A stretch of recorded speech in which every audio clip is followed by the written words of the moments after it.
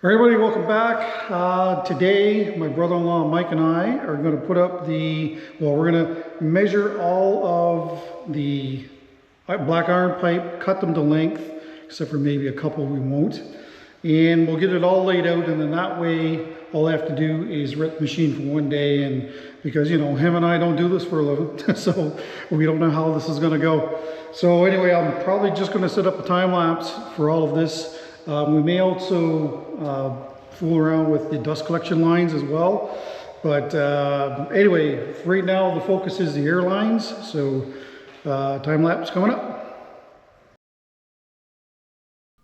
I usually don't do voiceovers on this type of content, but there's a fair bit of time lapse video in it. So I figured that it would probably be best to do so this week. Basically, we went around the workshop and measured what lengths of pipe we thought we needed. I'm coming out of the utility room with the black iron pipe and then going into the casting room. So the issue with this black iron pipe is your measurements have to be exact, and you have to account for how many how much threading there's going to be into whatever you're threading into. So it is very it at times seemed to be very challenging when it probably shouldn't have been, if you know what I mean. I don't really have anything here on site. As you can see, the workshop is for the most part empty. We cut a bunch of the pipes to length, and then to cut the strut, I thought I would try the Sawzall, but in the end it ended up using the grinder to cut it was faster. And even still, after this, I went over and put a metal blade on my bandsaw and then cut it on the bandsaw. That was by far the easiest, because you end up with a lot of really rough cuts. So then you have to clean those up, and I'll show a little bit of that coming up here. But yeah, it's you can see it's so much faster. And then this is over in the temporary workshop. I had to drill a bunch of holes, so I figured best to do that on the drill press. And your cuts have to be exact, and it's not an easy thing to measure, because the strut you're going to be an inch off of the wall with the strut, and then sometimes you can thread pieces in further than other pieces. So I was lucky that in this whole thing, I think I had to make 2 or 3 cuts and then rethread it. Here we are at my father-in-law's garage. He had I wouldn't call it a big vise, but it's better than any vise that we had. I ended up breaking this vise, and I had to replace it with a much larger one. But that is a threading machine if you've never seen it. I did do the 1/2-inch ones by hand, and I do not recommend that. I believe I'll talk about that here in a little bit as well. The electric threading machine here was certainly a lot easier to use on the body. But the 1/2-inch die worked fine, but I was having all kinds of issues with the 3/4 inch die. So anyway, I just wasn't getting the kind of threads that I wanted to get. But it got the job done, but not easily, I might add. Yeah, right here, I think we end up breaking the vise. Or I end up breaking it, maybe on this one. Yeah, it fell apart. I'm like, what's going on here? And now you'll see a much bigger vise. So even this vise, we had a hard time gripping the pipe and keeping it from turning. So you can see a pipe wrench on the other end, and Mike's holding the other end of the pipe. And that pipe wrench kept the pipe from spinning when it was mounted in the vise. And for those who have never worked with this stuff, it comes in 21-foot lengths. So it's not an easy thing to transport, let alone work with, just due to its length. So I haven't really given you much of an update. It's really been a lot of time-lapse stuff. So I'll do that now. So the HVAC guys are all done. There's basically what the vents look like. They're all the way around.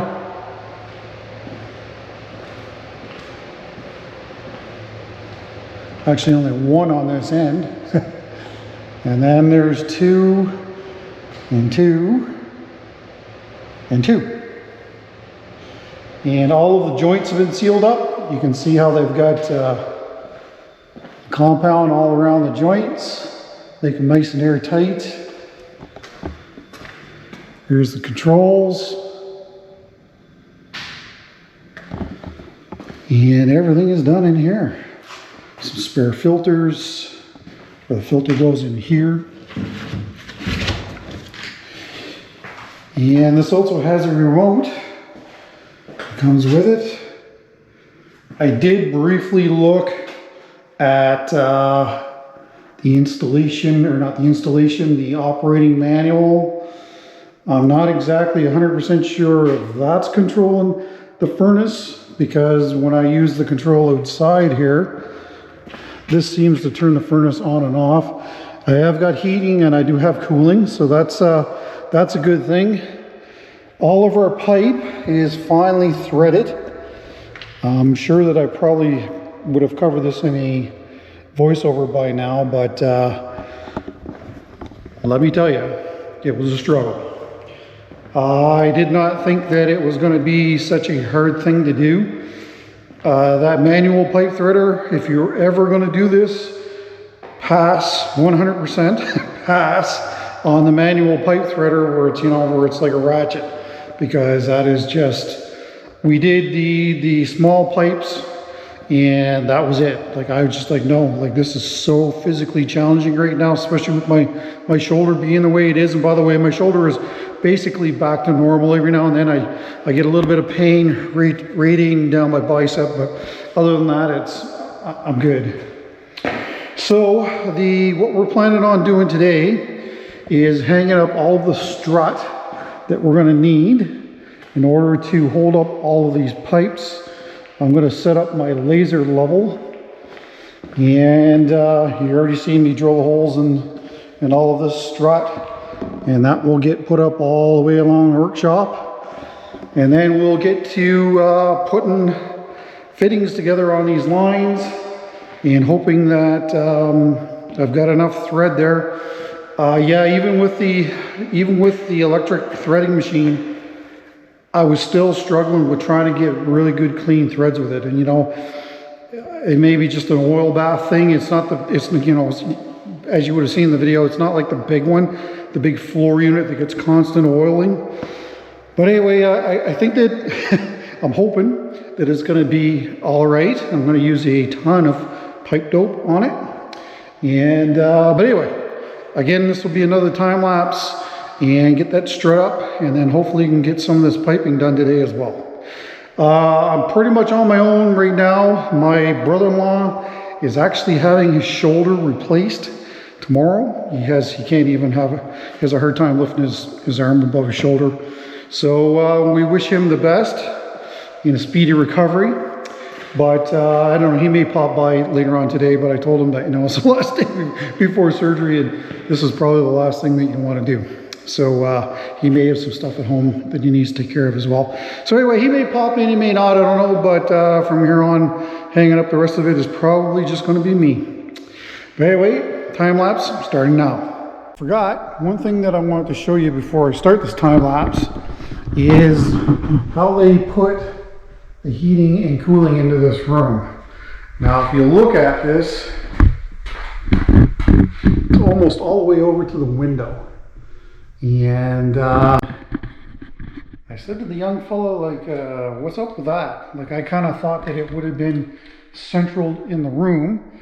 And he said, and I actually thought that maybe on this side of the wall that there would just be a register up there. That's what I thought it would be. And, you know, after thinking about it, this makes sense.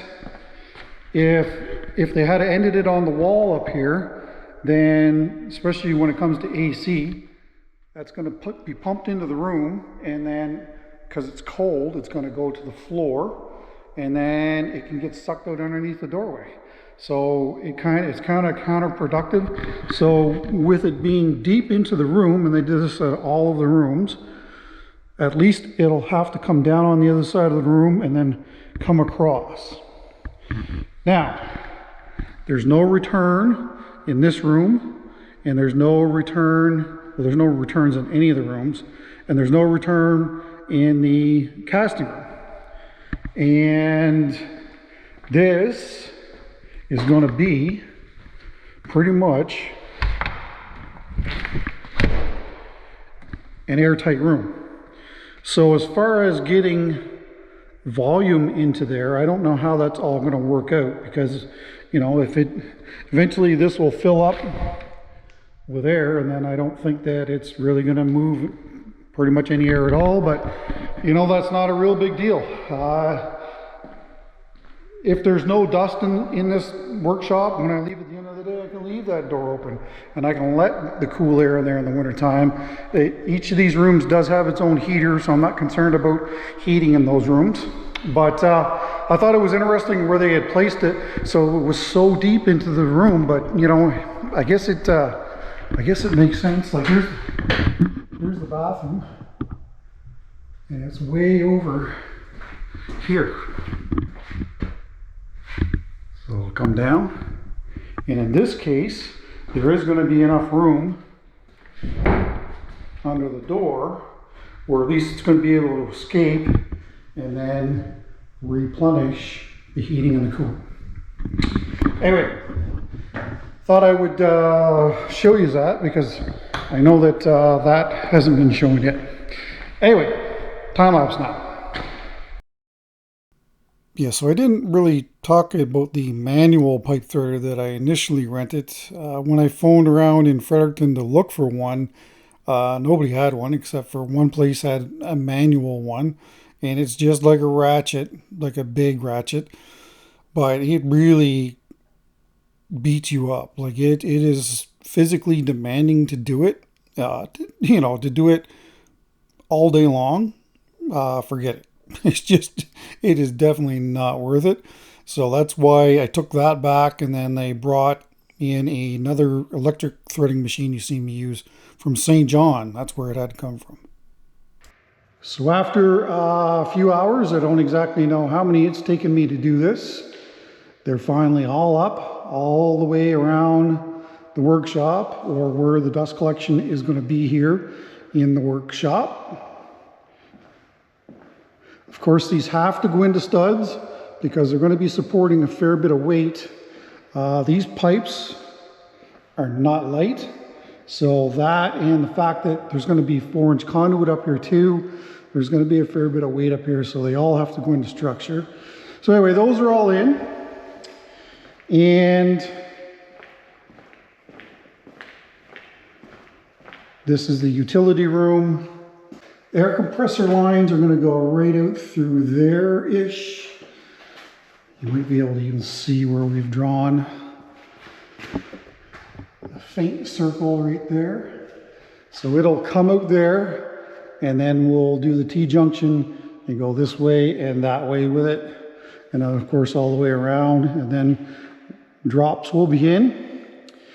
Again, where these drops are, we're going from 3/4 to 1/2 inch. And again, it needs to be mounted on a stud so that, you know, because you're going to be connecting things to it. So it's got to be, you know, rigidly mounted. So that's the other thing. And of course, these have to, you can't have these anywhere near the ends because the connectors are thicker than the pipe is. And as far as where I'm going to come out with the dust collector, I'm not 100% sure. I might bring it out in this area right here, somewhere up here, and then go this way with it all the way around. That's probably the main one that I'm going to use for the 2 lathes that are going to be sitting here. And along, you know, I've ordered a whole bunch of dust collection supplies, and you know, I'm trying to limit how many 90-degree bends there are in this. I could try and use electrical sweeps, 90-degree sweeps, but they're just so stupid expensive right now. And one thing to keep in mind that, you know, I'm really going to be pretty much the only one working in here. So, you know, it's not like there's going to be a huge demand on the dust collection system because it's going to be all isolated. You know, these runs will be isolated. There'll be blast gates on every one of these downspouts. So that'll be shut off. Where it comes out, you know, and comes around, I'll put in a blast gate, you know, every now and then, certainly where any of the machinery is going to be sitting. And, you know, there shouldn't be a huge draw on the dust collection system because I do plan on using the 4-inch plastic conduit. The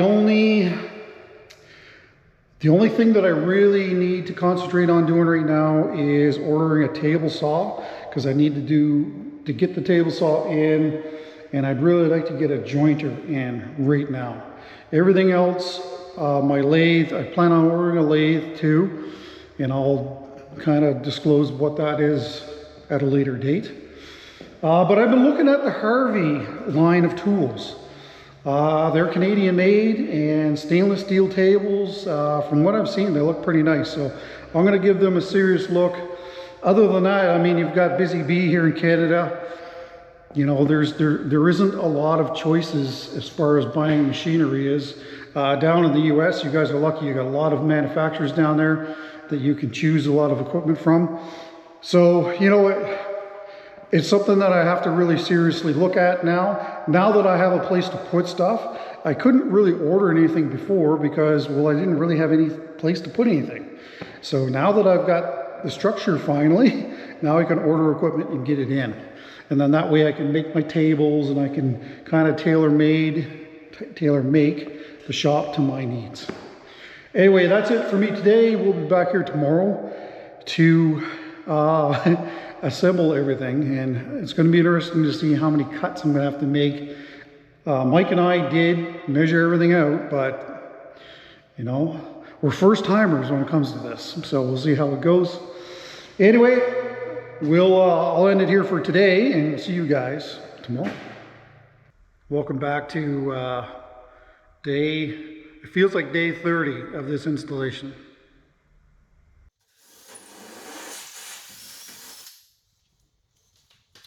There's nothing on the other side, that's a positive sign.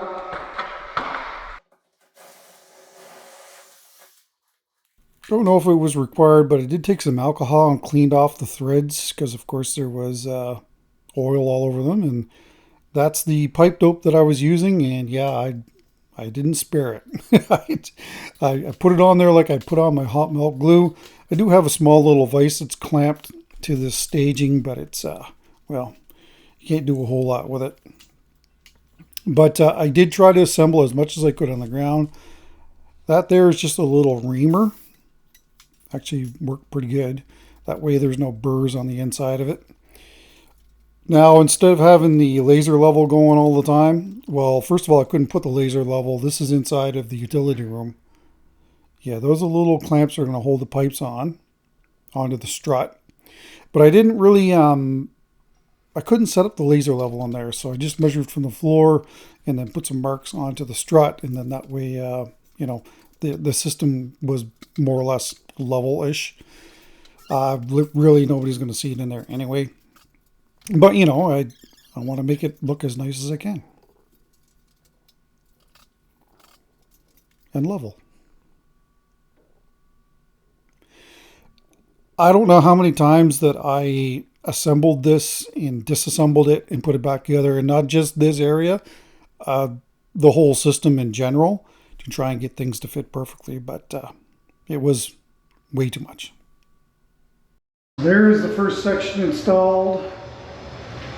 I had to chew up the wall a little bit to get it in there, but you know, it's not too bad.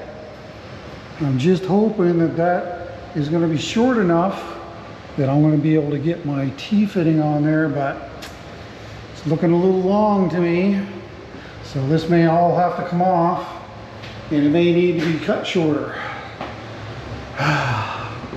Anyway, to be honest with you, I mean, that's the first time I've ever worked with this stuff. Had a really hard time putting it on the back here. I don't know why.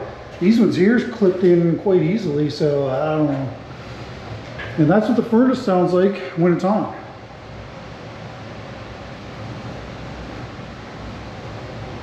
Very quiet. I'll come out here and shut the door.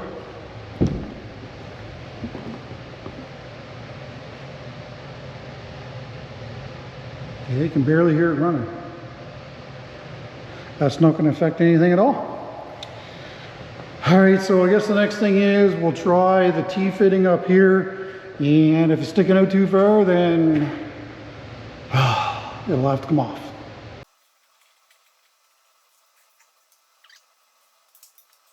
So that's off 1.5 inches. I don't know how we missed it, but that's way off. So I've got to take this off, cut it off, put new threads on it, and reinstall it. So this footage is after doing that. And yeah, like I said, put it all together, make sure that it's going to work. And if it works, great. If it doesn't, then you got to take it all apart.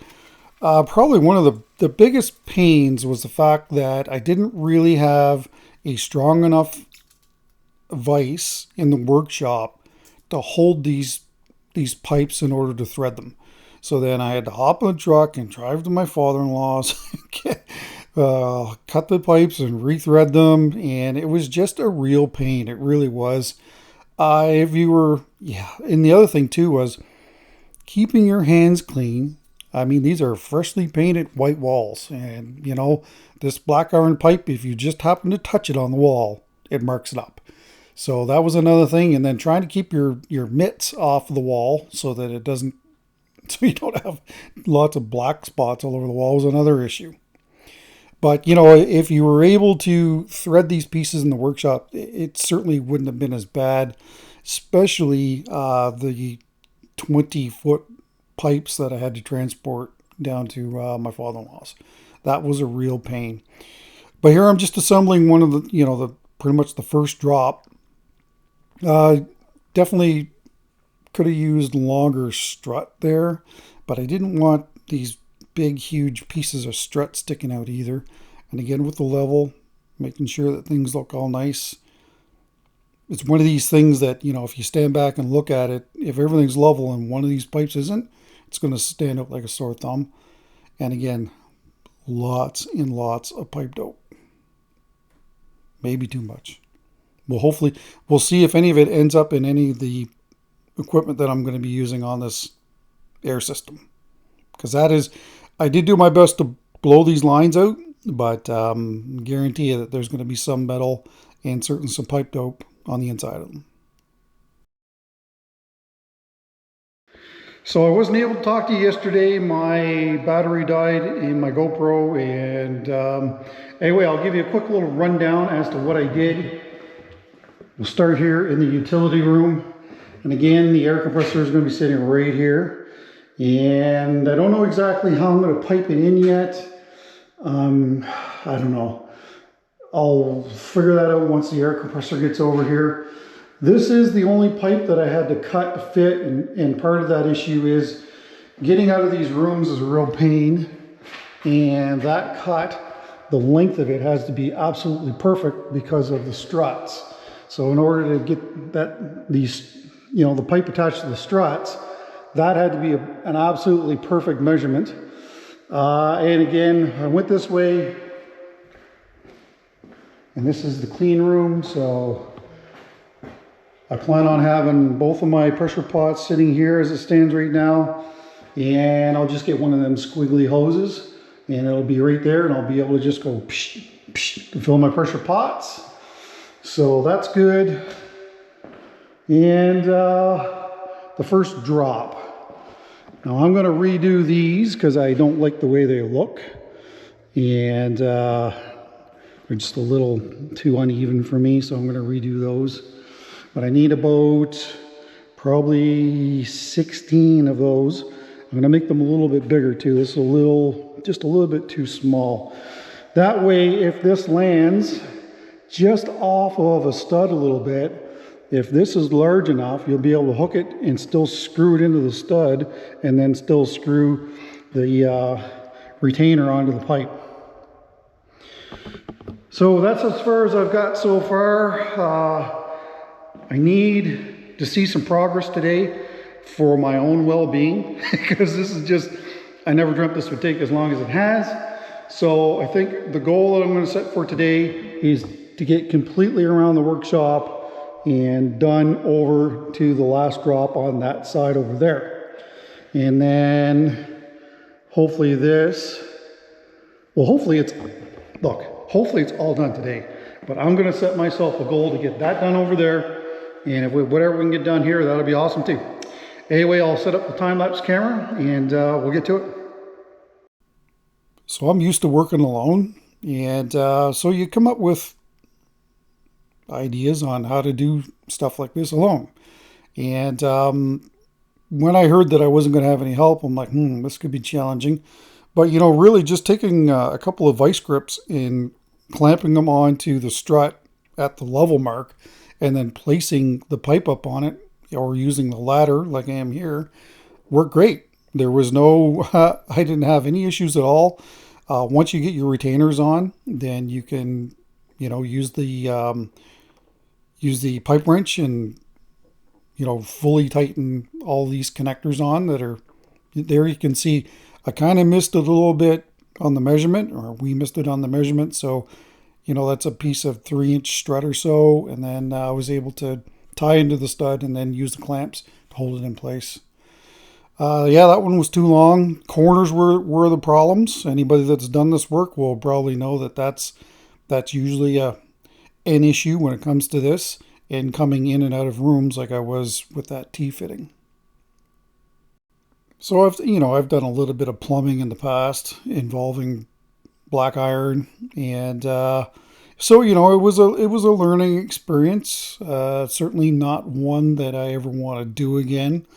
But yeah, trust me, about maybe a day or two into this, I was like, man, I wish I could have paid somebody to do this, because they probably would have been in and out in a day or two. And well, I could have devoted that week to production. So there's always that side of it as well. But the problem is getting somebody.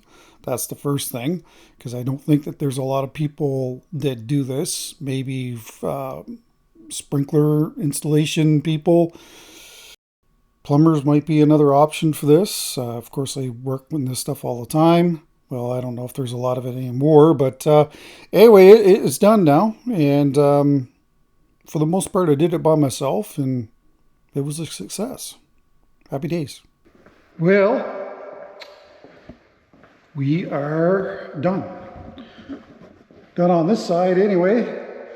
That's where that's going to end.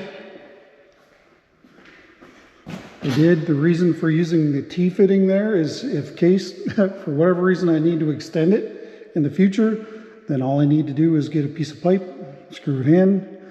That drop is all ready to go.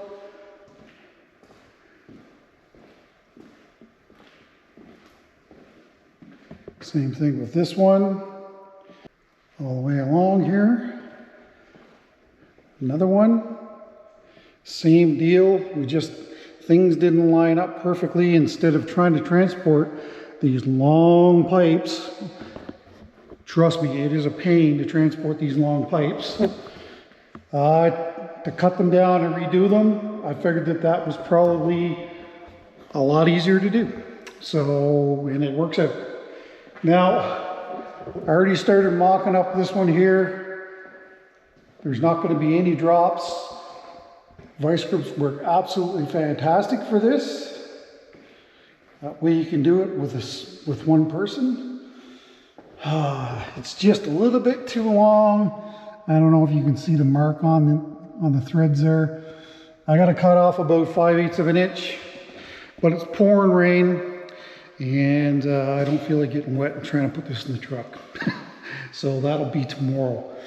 Really, really had hoped to be around the corner at least. But anyway, I got supper commitments, so I would have been. I don't know, probably not, because like I said, it's just pouring rain. The rain has not stopped here. The grass has grown like it's unbelievable how much the grass is growing. See if I can show you here. It's been a very wet year. Things are nice and green. Yeah, my trench, I would like to see that get filled in properly so you can drive around here if you want to. But, well, I guess we'll have to wait for the excavator to come back. Kind of muggy too. Anyway, that's going to be it for today.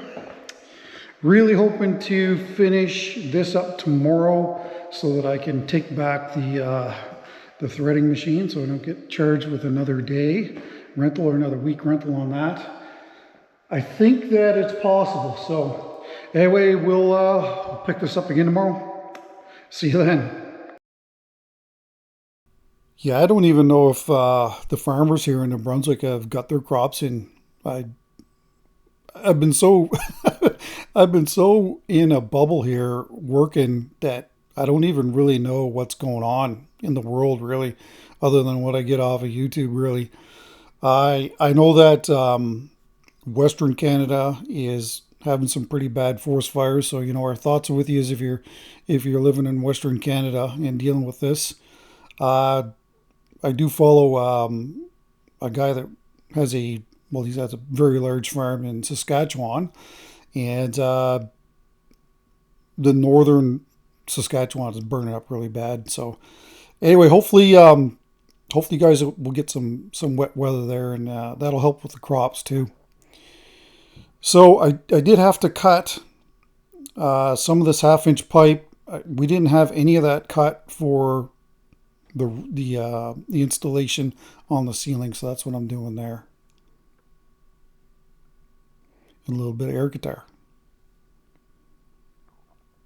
So after threading all that, we're going to go back and put in all this strut. That ductwork was a real pain to work around.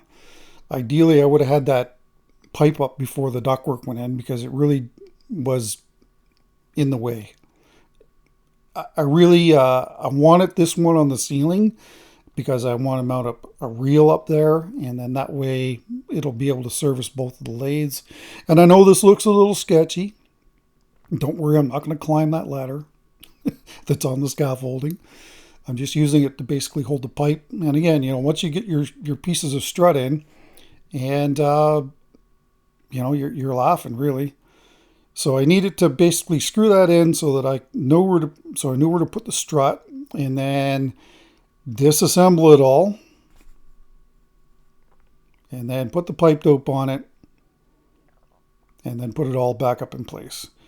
So, you know, essentially you assemble things, you disassemble things, and then you put the pipe dope on things, and then you reassemble things. So again, I don't do this for a living. If anybody that does do this for a living in the comments, please tell me, am I doing this right? Am I doing it wrong? Any tips would certainly help. Well, it is finally done. I will say that this took longer than I anticipated. That is for sure.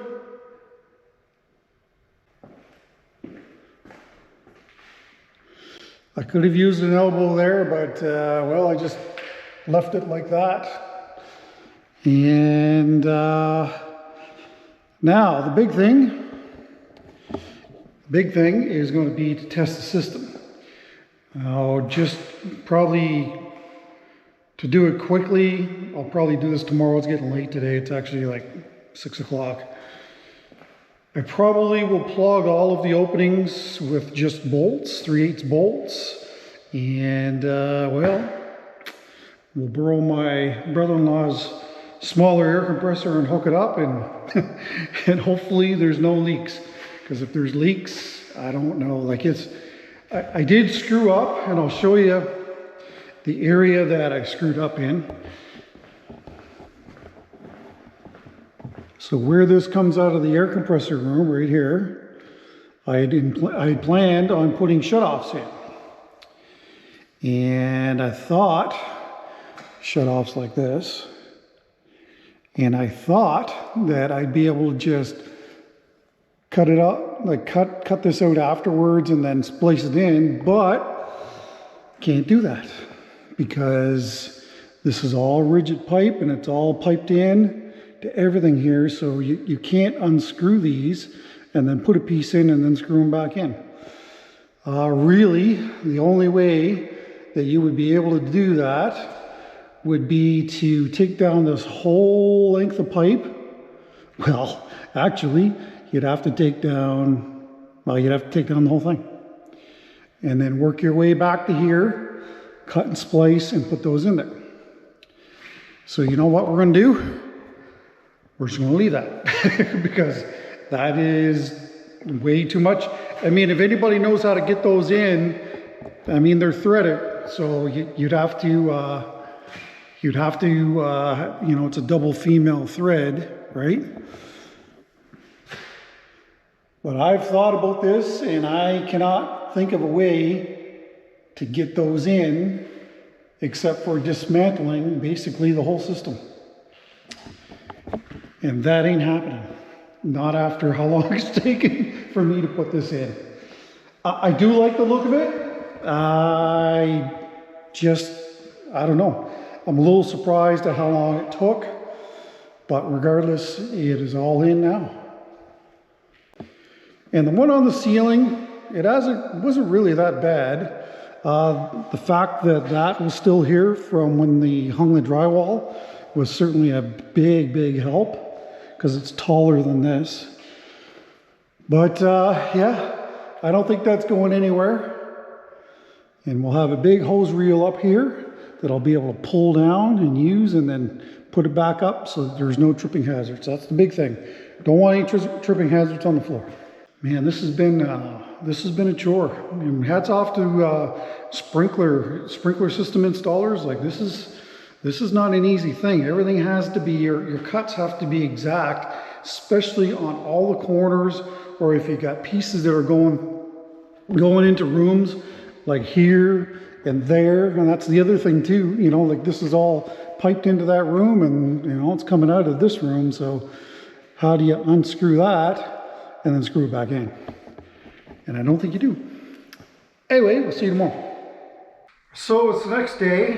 What I've done is I've taken some 3/8 line and I've plumbed it into what's going to be the, you know, the air compressor fitting at the top, just kind of temporarily. And what I want to do is blow out all these lines before I put any sort of attachments on the ends. There's probably lots of metal inside of these things. So I've got my brother-in-law's little air compressor. I've got it turned up max. I'm going to plug it in. And what I'll do is I'll move you guys out to maybe where the first line is. And we'll see if there's anything coming out. So anyway, let me move you there. And then we'll hit it with a blast of air.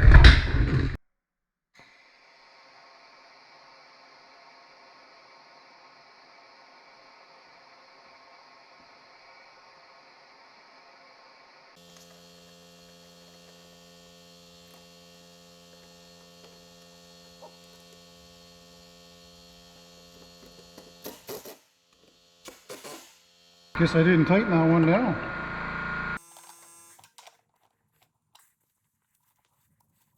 There, I got a bunch more of these to do. I'm not going to bother showing that. I'll bring it back when we're ready to pressurize the system. And hopefully there's no leaks. Knock on wood.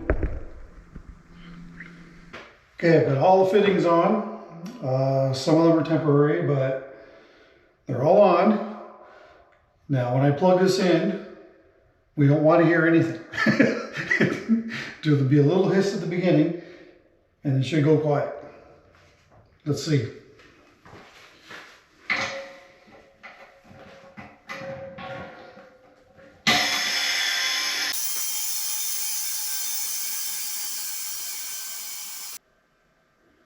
Do you hear that?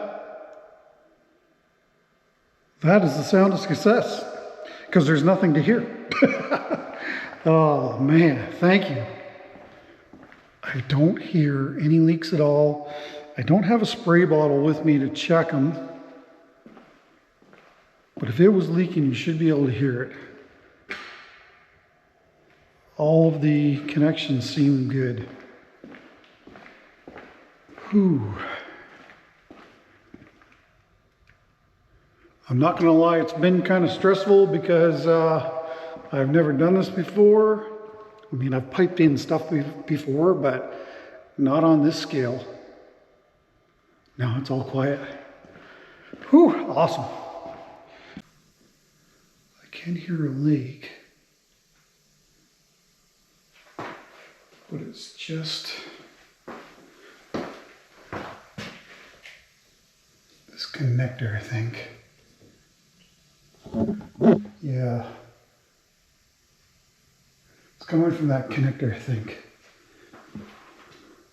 I did have to squash the end of this, so I suspect that that's probably where the leak is. All right, well, that's awesome. So tomorrow will be dust collection lines. So we'll see you then. Welcome back.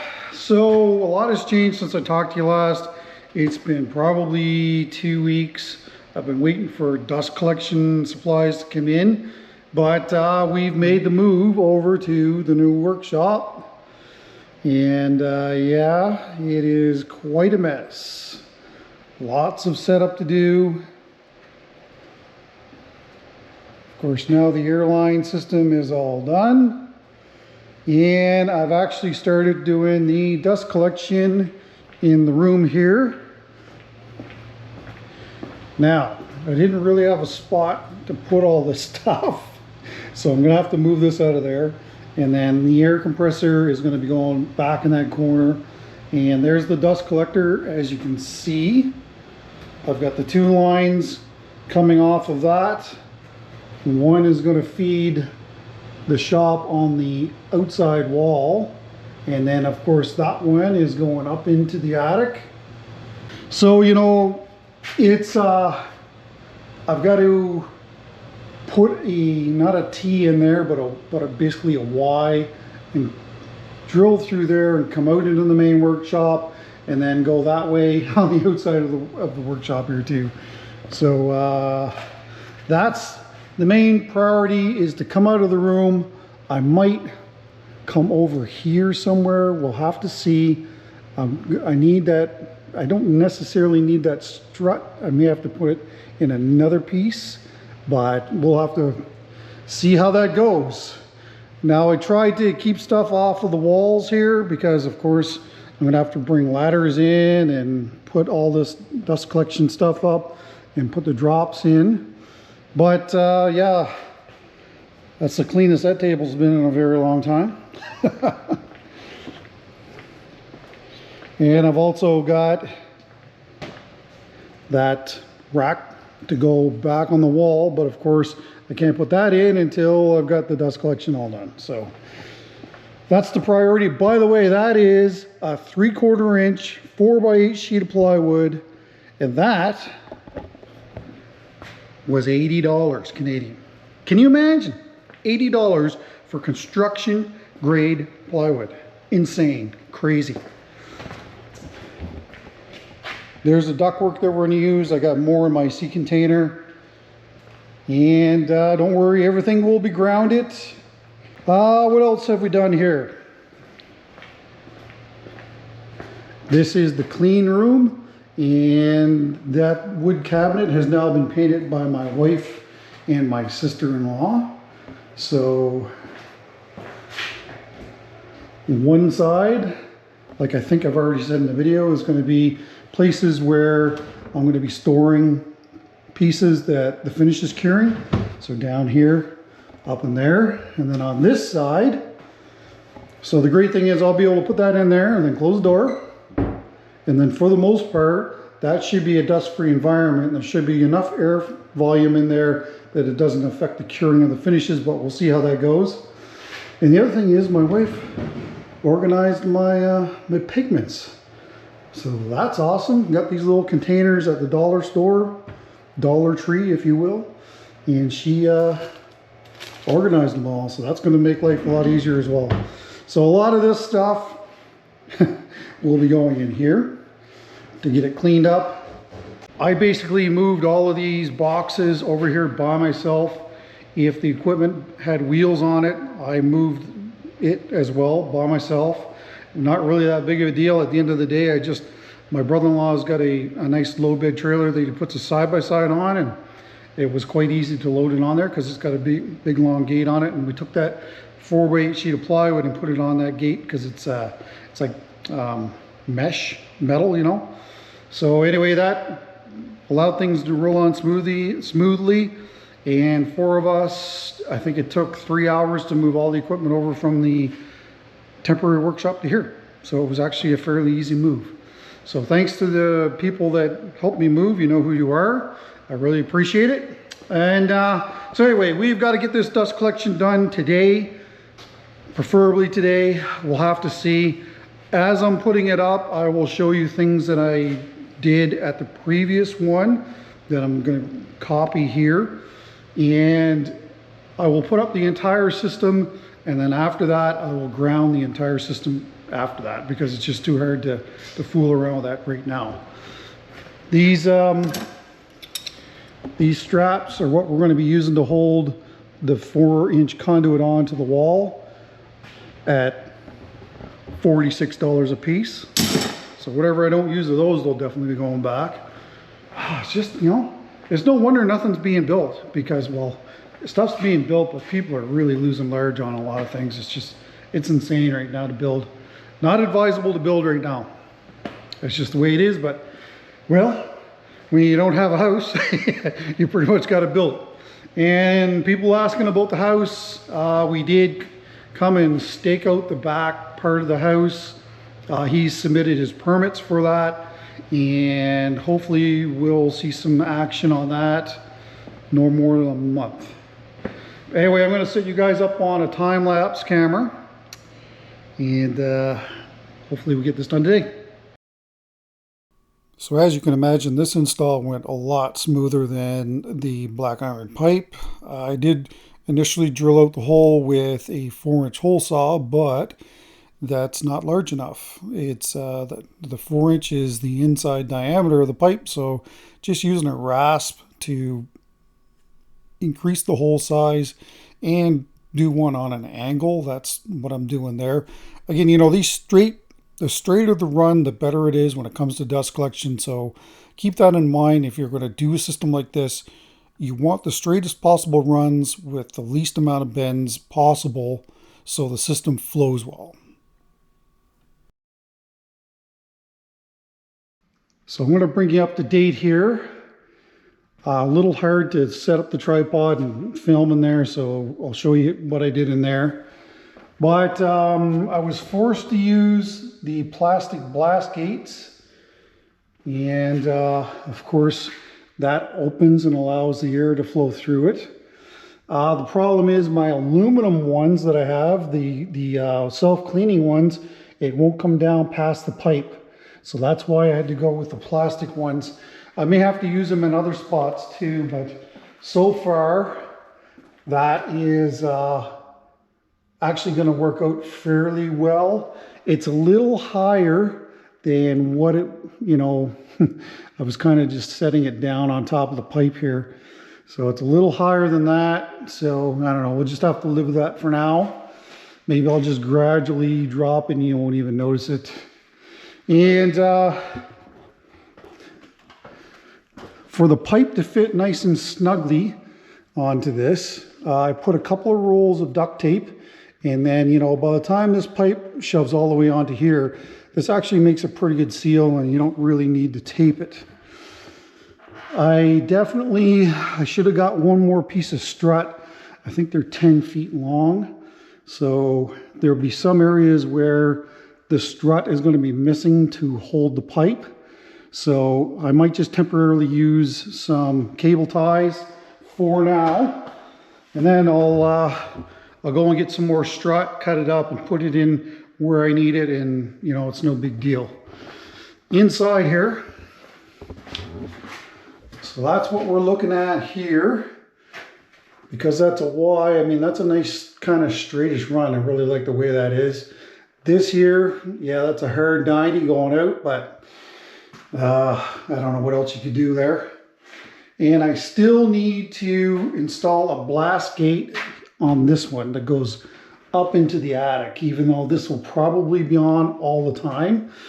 But it would be nice to isolate that if, say, you're out here using the planer, using the joiner. Actually, I don't plan on piping in the planer to that because it's just, anybody that's got one of those 2-bag dust collectors knows it's a real pain to change. And I will be swapping that out to a larger one that has a 45-gallon drum that, you know, you just take out from the machine. It's just so much easier to empty. So that's on the list of things to buy as well. But anyway, as far as this run is concerned, there's not going to be any machinery on this wall. But what I really want to use is this. I want to install one of these, and that goes down on the floor, and then you just sweep into it and it takes it away. You know, like stuff like that. Instead of being on the floor, we'll end up in the dust collector. So I'm not exactly sure where I want that to come down. Maybe here somewhere. But again, I don't have a piece of strut. I might have one piece I can put up there. I don't know. I'm kind of torn. I might just keep going with it all the way around. I'll put a drop in there for that sweep, and then I'll come around and end it. So I don't know. I might put a couple of other ones in along here. I don't know. You know, the problem that I'm having right now is I really need to use the workshop, and I really need to see what works and what doesn't work, and I'm not there yet. So, you know, this configuration that I have right now, it may not stay like that. My grinder table, I plan on bringing that over and setting it in front of that window, kind of like I did at my place in Ontario. I don't know. You know, there's not really, if those two toolboxes stay there, I mean, you're not going to put any machinery there, so really there's no need for dust collection to go along here. But anyway, I'm not sure. I might just end it right here, and then all we got is that. But you know, the straight runs, got a couple of 90s, and you know, it should be relatively easy. It should be. All right, let's get back to it. Now, when it comes to these pipes, I didn't realize it at the time, but there is thin wall and heavy wall pipe. And I ended up buying the heavy wall pipe when really all I need is the thin wall pipe. You don't need the heavy stuff, but I looked at, you know, the cost of it and the hassle of bringing it back, and, you know, I just decided to stay with it. There's certainly no worries about it ever collapsing, that's for sure.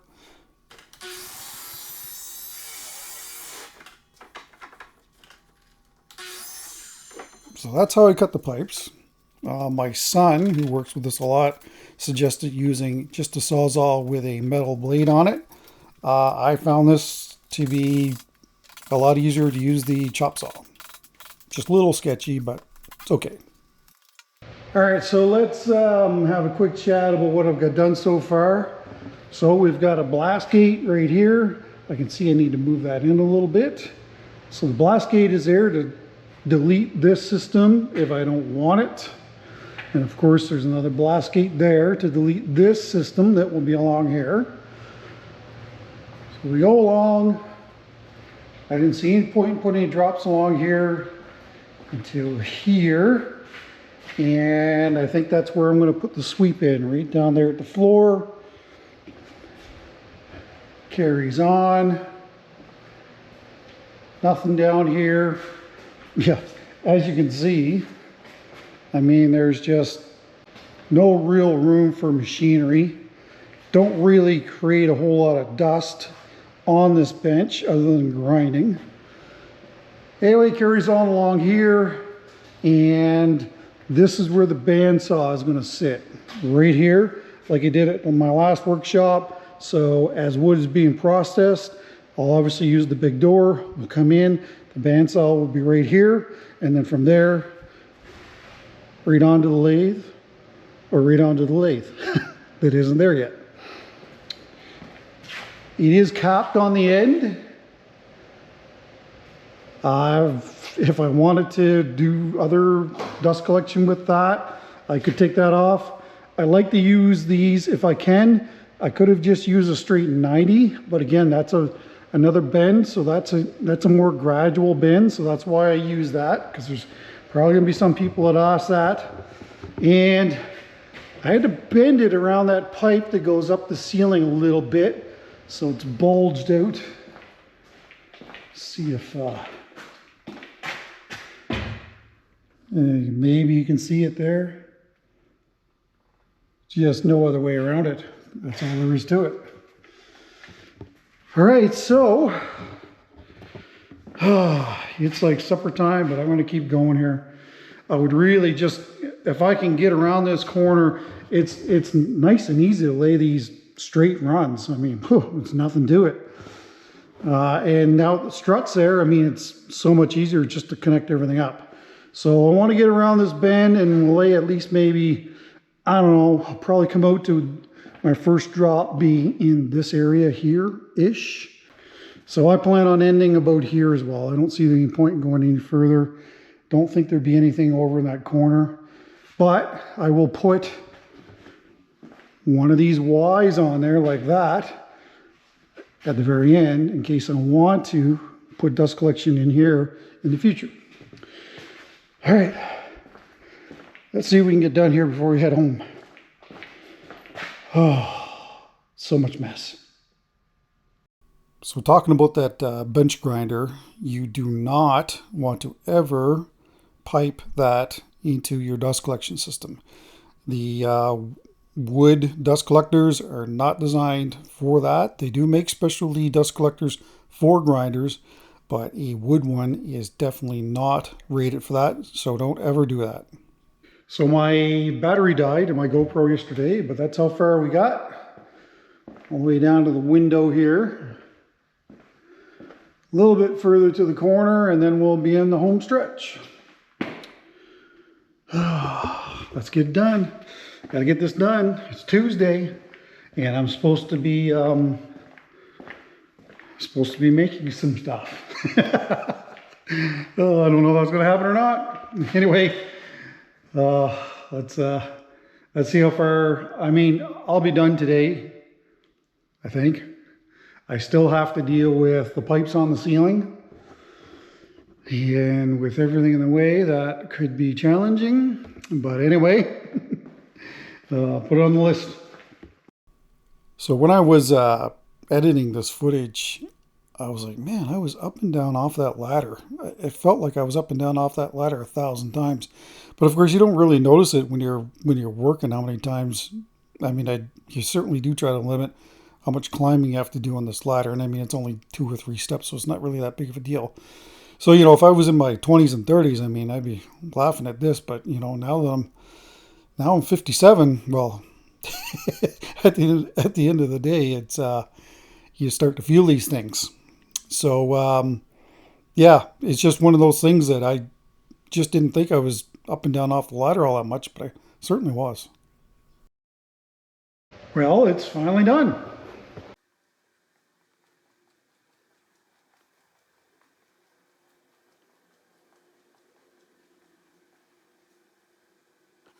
Yeah, that's good to have that done. Now, grounding wire. Don't have enough. I guess I miscalculated how much I'm going to need.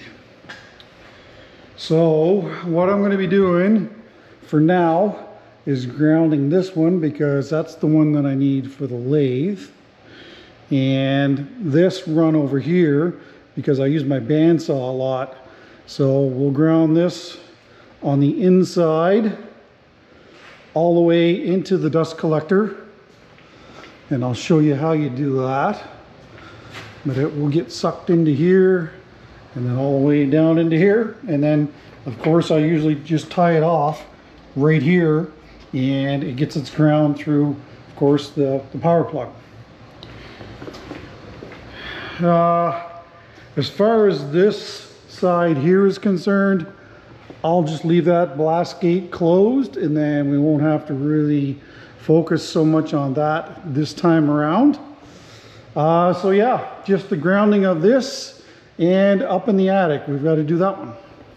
Getting a little ahead of myself. Before we do any grounding, we're gonna have to put up the all of the blast gates on the ceiling, because I'm not going to be able to draw anything if I don't close off all of these vents on the ceiling. So what we're going to do is I've already put a layer of tape around this one because they don't fit like as tight as I'd like for them to fit. But I am going to put 2 Tapcon screws here on each side of it, because that's actually fairly heavy and I don't want this dropping on my head.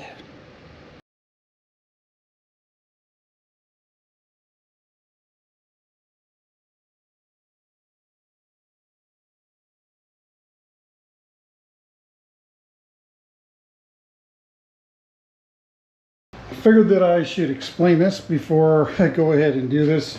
Here's the lines off of the dust collector, and I've just got an adapter, and of course this is the shop vac. So that's how this is. Now out here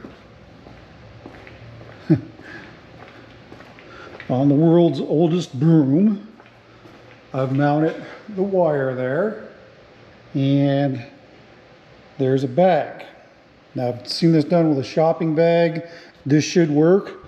So what I'm going to do is turn the vacuum cleaner on in there, and then I'll take this and shove it up in the hole, and then it should start unspooling, and then it should go all the way into the vacuum cleaner.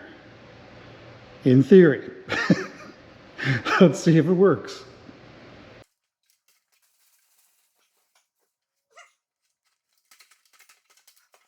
Fingers crossed.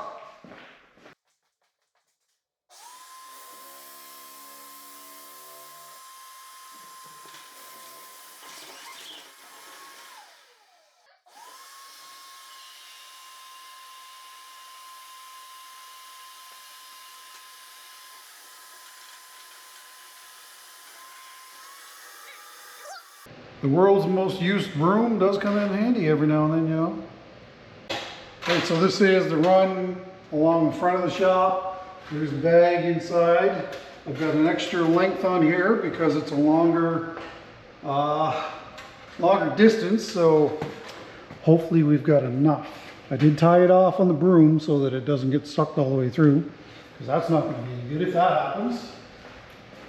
I also taped off where the floor sweep is, because it'll just pull air through there if we don't.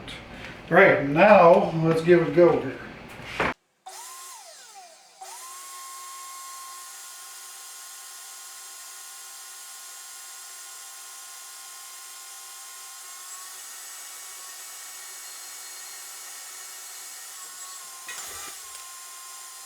Yeah, that went all the way into the into the shop vac. So those are self-cleaning blast gates, and they're aluminum. So they don't work like normal blast gates, the plastic cheaper ones. They have to slide all the way through. So you can't put the wire through the actual opening in the blast gate. It has to go around the outside of the body. So there's the wires at the dust collector. As well, I got to pull them a little tight. I left them a little long so that I can maybe put them all together and crimp them together and set it on. And I'll show you what I did out here.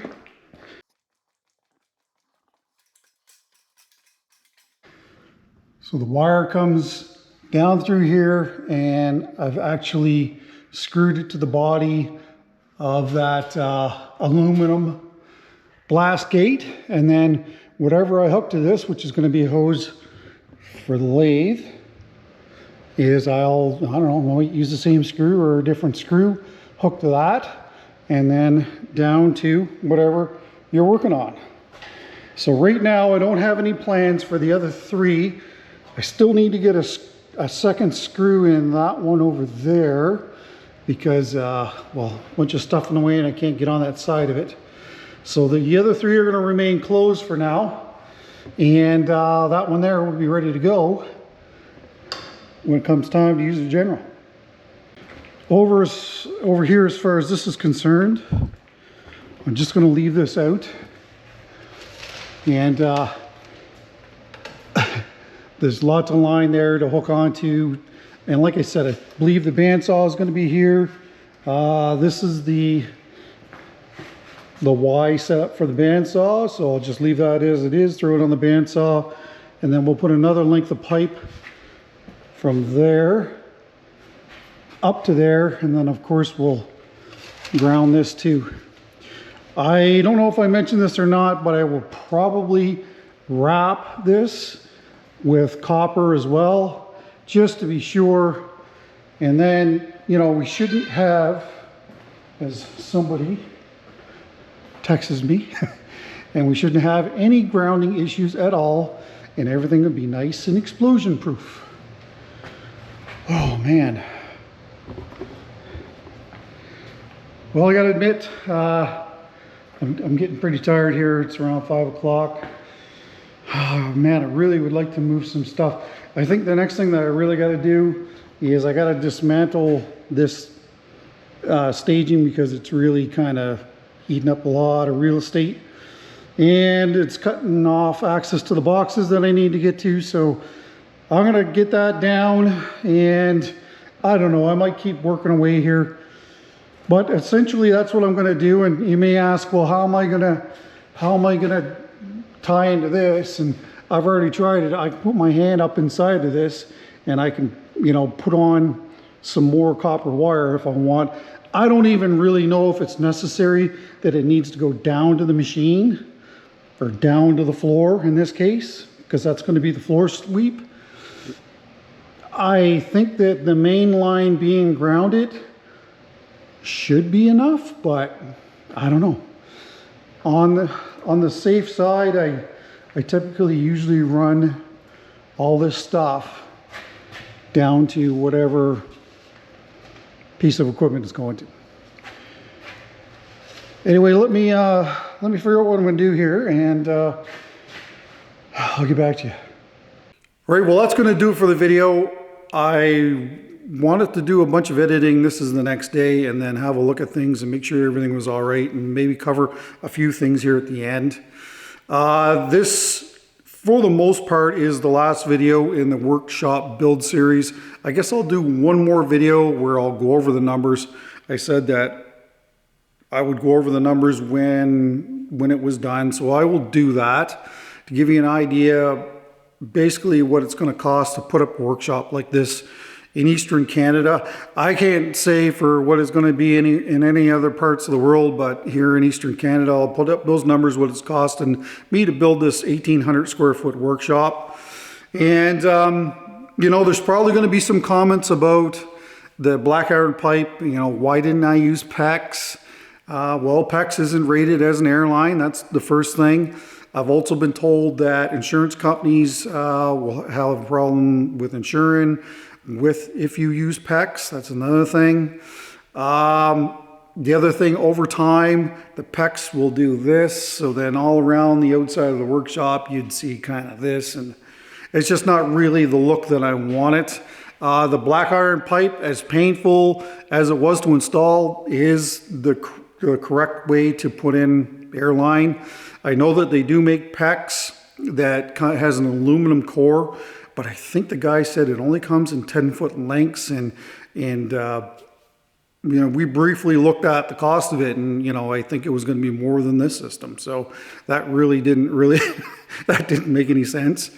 You know, it took a week to put in. I did miss a day there because we had a family event that we had to go to, but yeah, I didn't think that it would take as long as it did. I figured I'd be able to do this in 2 or 3 days. And I think that if I did it for a living, I probably could do it for 2 or 3 days, or 2 or 3 days. The one thing that I really got held up on at times was trying to make sure that I had the strut in the right position. But really what I should have been focusing on, once the system is all together, it's rigid. So, you know, as long as you've got supports every 6 to 8 feet, you know, I don't think that you really need to do any more than that. So once, you know, and along with the installation of the airlines, The strut took a while to put up. So once that was up, of course, when it came to putting up the dust collection lines, I mean, I just flew through that. You know, probably I got a couple days in this, I think, somewhere around there. One thing that I'm going to stress this, and please listen to me, if you're going to use this 4-inch plastic conduit for dust collection, you need to ground it. It is so important because you can get a spark in that system and it'll blow the roof off this place. That's how dangerous dust collection systems are. They need to be properly grounded. If you're using metal pipe, and the reason why I didn't use metal pipe is because that is through the roof as well. And I mean, you wouldn't have to go through all these grounding things that I have to do.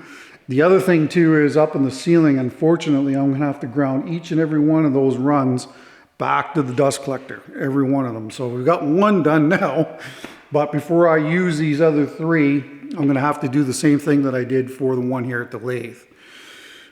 Seriously, grounding is so important, so please do not skip that step because, well, I mean, really bad things could happen. So, you know, this is essentially an 1,800 square foot shop, and, well, it's not essentially, it is, minus the carport. We haven't put that on yet. I think the builder, I thought he said around $10,000 maybe for the carport, somewhere around there. And these are in Canadian funds, of course. But anyway, this, other than the numbers video that I'll do, once the workshop is all done, things that I make for the workshop, I will put in this video series. So for instance, like I said, I want to do a tabletop. I need to get my table saw, and then I was going to make a build table so that we can build larger river tables, like whatever. So if I make that table, I'll put that into this video series. And anything else that I need for the workshop. One of the huge things that needs to happen yet, believe it or not, is the sea container needs to be unloaded. So everything that's in that sea container is going to have to come out of it. The sea container is probably going to move from its location that it is now. I need to spray foam the roof in there to keep it from sweating, and build a false front door on it and put a fan in there. Drill a hole in the back and put a fan in the false front that I'll put on the front of that. So, you know, there's all kinds of things that I can add to this series. So other than the construction of the workshop, I mean, there'd be lots of other stuff in the future coming up. So, and probably one of the big issues that I've got right now is it's starting to get warm here now, and that sea container is going to start sweating. So it's going to start dripping down on all of that dry wood that's in there, and we can't have that. That wood's, it's all ready to go on the, well, not all of it, but vast majority of it is ready to go on the lathe. So we got to get that out of there. So once this is all put away, what I may do is, I gotta get a tractor. There's all kinds of things that I gotta get yet. And in order to kind of move forward here, I definitely need a tractor around here to repair the road that's coming in here. You know, just in general, I need to bring, I've got lots of gravel here actually on the property, so we don't have to pay for that. But I'll have to go down and bring loads of that up in the front here because, you know, I'm that far down as far as driving into the workshop is concerned.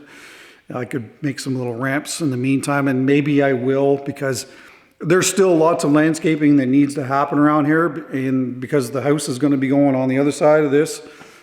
That will hopefully start in a month or so. But there's a lot of things that still need to be done for this workshop, but at least I can get in here, get set up, and get working, and that's the primary thing. Don't forget that we are still going to do the giveaways.